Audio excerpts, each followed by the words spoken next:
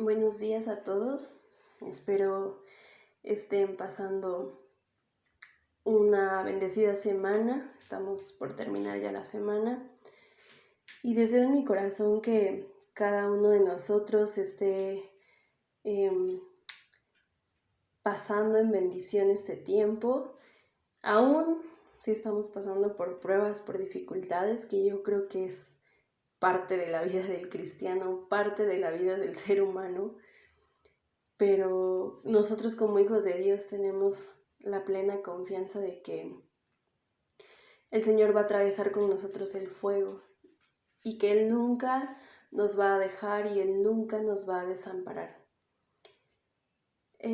La semana pasada compartí con ustedes precisamente sobre una palabra que se encuentra en Ageo, en el capítulo 1, y específicamente les compartía que el Señor me había puesto esta palabra en el corazón y denotando esa palabra de medita en tus caminos. Y en esta ocasión quiero seguir compartiendo sobre este libro de Ageo, pero ahora enfocándolo en el capítulo 2 y vamos a leer a partir del versículo 10. Pero antes de profundizar, quisiera que me acompañaran haciendo una oración, pidiendo que el Espíritu Santo sea el que tome el control y que sea Él hablando nuestras vidas, tocando y redarguyendo nuestros corazones. Padre, te damos gracias. Gracias por este tiempo, gracias por el día que nos permites, gracias por nuestra familia, gracias por el alimento que pones en nuestra mesa, por el techo, por el calzado. Gracias, Señor, porque tú estás con nosotros, porque podemos contar con la presencia, con la bendita presencia de tu Espíritu Santo, ese consolador, ese ayudador, ese guía. Gracias, Señor, porque a través de tu Espíritu Santo nosotros podemos sentir tu presencia cuando elevamos una oración, cuando tenemos ese tiempo de intimidad contigo, cuando escuchamos una alabanza. Gracias, gracias por la presencia de tu Espíritu Santo en nuestras vidas, caminando todos los días con nosotros. Te pedimos que tú dirijas nuestros pasos, que tú dirijas nuestra vida completa, que seas tú, Señor, dirigiéndonos en cada decisión que tomemos y que cada una de esas decisiones nos lleven a cumplir con tu perfecta voluntad, a cumplir con el propósito y el llamado que tú tienes para cada uno de nosotros. Te pido, Señor, que esta palabra quede sellada en nuestros corazones, que tomes control de lo que voy a hablar, Señor, que seas tú hablando a través de mi vida, Señor. Gracias por tomarme en cuenta, gracias por poner tus ojos en mí, Señor. Gracias por la vida de mis autoridades. Te pido que tú bendigas a cada uno de ellos, Señor, a donde quiera que estén. Que tú les ayudes, que tú les suplas sus necesidades, Señor. Que tú fortalezcas sus cuerpos, que tú los mantengas en salud y que tomes cuidado y control de cada situación que ellos estén atravesando. Te doy gracias. Gracias por este privilegio, Señor. En el nombre de Cristo Jesús. Amén. Y bueno, les mencionaba que quisiera el día de hoy basarme en el libro de Ageo, capítulo 2, iniciando en el versículo 10. Y dice así: el día 24 del mes noveno del segundo año de Darío, vino palabra del Señor al profeta Ageo. Así dice el Señor Todopoderoso: consulta a los sacerdotes sobre las cosas sagradas. Entonces Ageo les planteó lo siguiente: supongamos que alguien lleva carne consagrada en la falda de su vestido, y sucede que la falda toca pan, o guiso, o vino, o aceite, o cualquier otro alimento. ¿Quedarán también consagrados? No, contestaron los sacerdotes. Supongamos ahora, prosiguió Ageo, que una persona inmunda, por el contacto de un cadáver, toca cualquiera de estas cosas, ¿también ellas quedarán inmundas? Sí, contestaron los sacerdotes. Entonces Ageo respondió: Así es este pueblo, así es para mí esta nación, afirma el Señor. Así es cualquier obra de sus manos, y aún lo que allí ofrecen es inmundo. Cuando yo escuchaba esta palabra, podía sentir en mi interior, en mi espíritu, cómo el Señor claramente nos está haciendo una exhortación, un llamado de atención, pero algo hermoso que podemos notar cuando el Señor nos exhorta, cuando el Señor llama nuestra atención, es que no es como un verdugo, no es como alguien como un capataz. Él realmente llama nuestra atención como un padre lo haría. Y todo padre debe estar consciente de que debe pastorear el corazón de sus hijos.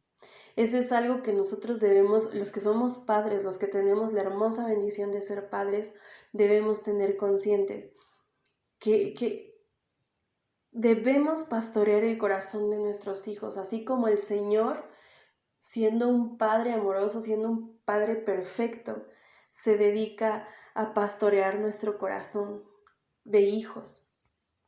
¿Y cuál es el principio que nosotros podemos encontrar en este pasaje de Ageo? La santidad no se pega, pero la inmundicia y la impureza es altamente contagiosa. Es decir, estar al lado de una persona santa no te va a santificar, no me va a santificar. Si lo aplicamos a las actividades dentro de la iglesia es lo mismo. Ir los domingos a la iglesia regularmente, cada domingo, cantar alabanzas, levantar las manos, cerrar los ojos, escuchar la predicación, ninguna de estas cosas nos va a santificar automáticamente. Ahora, Dios usa estos medios para santificarnos, siempre y cuando ellos nos acerquen a Él, como en arrepentimiento y fe. Si nuestro corazón está lejos de Dios, estar en el lugar correcto, haciendo las cosas correctas, no nos va a servir de nada. Y hay una frase que escuché el día de ayer y es la siguiente: el corazón del problema es el problema del corazón. Nuevamente lo digo, el corazón del problema es el problema del corazón. Creo que la falta de arrepentimiento en el pueblo de Israel en este pasaje estaba contaminando el templo. Y si lo vemos espiritualmente, Dios no está solamente hablando de un templo físico o una construcción cuando les dice desde el capítulo 1 que les dice: hey, ustedes se están preocupando por sus casas físicas y están olvidando el templo. La indicación clara del Señor fue: vayan y edifiquen, reedifiquen el templo. Y no solamente se estaba refiriendo el Señor a una construcción física. Yo creo que esta instrucción iba más a fondo, era más profunda. El Señor estaba queriendo decirles: pueblo de Israel, ustedes son el templo, ustedes son mi templo, en donde habita mi presencia, en donde va a habitar mi presencia. El pueblo de Israel, y creo que esto no va lejos de la realidad actual. Así muchas veces estamos preocupados por ver cómo vamos a ir vestidos a la iglesia y cómo nos vamos a presentar delante de Dios físicamente. A lo mejor, digo, no está mal querer ir con lo mejor de lo mejor que tengas, pero lo más importante es cómo nos estamos presentando delante de Dios. Cómo estamos presentando nuestros templos espirituales delante de Dios, cómo estamos presentando ese templo importante que es nuestro corazón delante de Dios. Entonces, En este pasaje Dios no solamente estaba hablando de un templo físico o una construcción, más bien Dios estaba hablando de un templo espiritual, como les mencionaba hace un momento, del corazón. El pueblo de Israel debía destruir los ídolos que estaban suplantando a Dios en sus corazones para volverlo a disfrutar a Él. ¿Cuáles son los ídolos que hemos estado levantando en nuestras vidas? Economía, preocupación por economía, preocupación por dónde voy a vivir, preocupación por el trabajo. Son cosas que nosotros debemos tomar en cuenta, son cosas que nosotros debemos poner atención, debemos cuidar, pero no son cosas que nos deberían estar quitando el sueño. Yo creo que y más en esta actualidad, en estos tiempos en los cuales nos estamos enfrentando, muchos hemos estado viviendo y levantando ídolos en nuestro corazón, ídolos que han estado alejando nuestro corazón de la presencia de Dios y del propósito que Dios tiene para nosotros. ¿Cuáles son esos ídolos que tú has estado levantando en tu vida, que yo he estado levantando en mi vida y que nos están impidiendo disfrutar a Dios, disfrutar de su presencia? Entonces, no se trataba de únicamente construir un edificio y ya ahora todo iba a estar bien. Recordemos que la construcción del templo sí era importante, porque ese templo representaba la presencia y la gloria de Dios en medio de ellos, pero para poder disfrutar de esa presencia, ellos debían tener un corazón arrepentido. Para poder disfrutar la presencia de Dios, usted y yo, tú y yo, debemos tener un corazón arrepentido. Lutero decía algo. Él mencionaba la siguiente frase. Él decía que la vida cristiana consiste en volver una y otra vez al arrepentimiento y a la fe. No es una sola vez que nosotros nos arrepentimos. No es una sola vez que nosotros creemos. Constantemente tenemos que volvernos de nuestros pecados a Dios. La vida cristiana es una vida de arrepentimiento. La vida cristiana no es una vida perfecta, no es aceptar a Cristo Jesús en nuestro corazón como Señor y Salvador y ahora todo va a ser perfecto. No. La vida cristiana es vivir constantemente arrepintiéndonos, porque mientras estemos en esta envoltura de carne, vamos a estar fallando una y otra vez. Por lo tanto, es importante que nosotros estemos constantemente viviendo en una vida de arrepentimiento.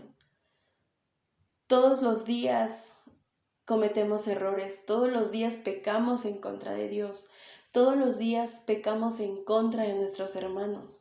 Es por eso que nosotros como cristianos, como hijos de Dios, debemos caminar constantemente en arrepentimiento, porque cada día le fallamos a Dios, pero no solamente en arrepentimiento, sino debemos estar constantemente practicando y ejercitando ese músculo de la fe, porque cada día nuestra fe se expone a menguar.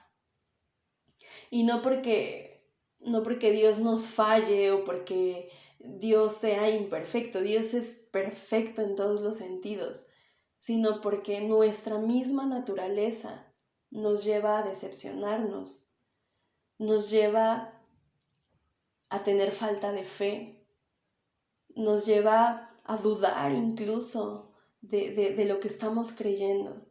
Entonces es por eso que la vida cristiana es una vida de constante arrepentimiento, es una vida de constante volver nuestro corazón al corazón de Dios, y esa es la voluntad de nuestro Padre, que día a día nosotros estemos arrepintiéndonos de levantar ídolos que no sean, que mejor dicho, ídolos que nos alejen de la presencia y de la voluntad de Dios.